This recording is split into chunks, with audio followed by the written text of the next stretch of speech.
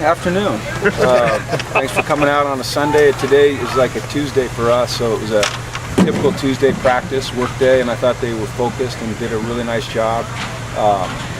We had a good week last week, the bye week. We were able to focus in on things that we needed to work on for ourselves, and then yesterday we got a little bit of Arizona State work in, and then today was really just all Arizona State. So I like where they're at emotionally, and I think we're getting more healthy, having a few days off help, and we're excited for a great challenge Thursday night. I mean, this is an outstanding team. They're defending South champs. They beat us last year at the Rose Bowl, and they're a really, really solid, sound, tough, physical football team. So we've got our work cut out for us, and I think we're up to the challenge.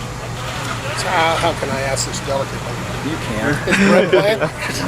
You know, all of our players that are out, what we try to do is make the best decision for them, based upon the knowledge that we have, and we depend on our doctors to give us good information. We've got the best doctors in America, in my opinion, so if they clear him and they say that he can play, then just like everybody else, then we'll play him.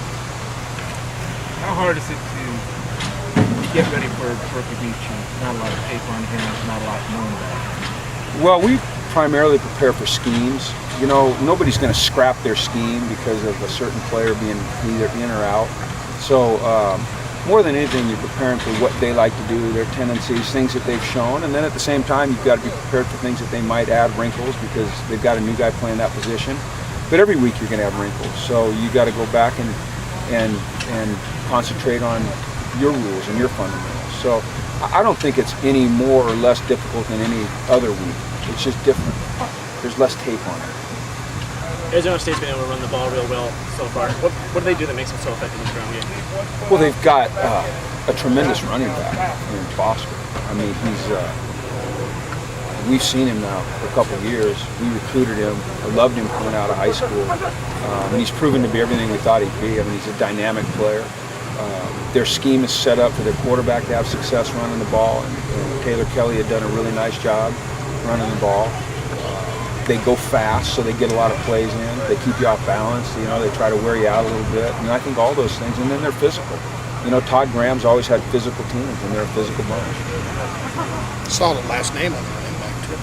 What's that? Taylor? Foster. Foster. Did I say Foster? Yeah, you said Foster. I'm saying Yeah. solid last name. Yeah. I think he's a little bit faster than you. Probably not as shifty, and definitely not as stout as you.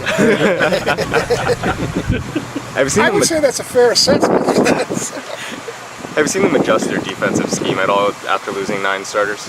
I think you adjust every year. You know, you go back in the offseason, you look at the tape, and you look at your personnel, and you say, how can we match our scheme to our personnel? And I think good coaches know how to do that, and I don't think it's in dispute that Todd Graham's a great defensive coach.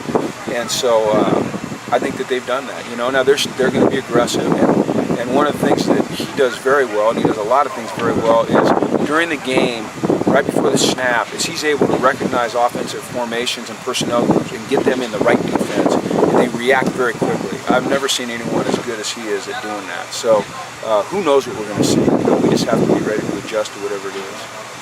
With Tack, you've had a couple more practices to see him.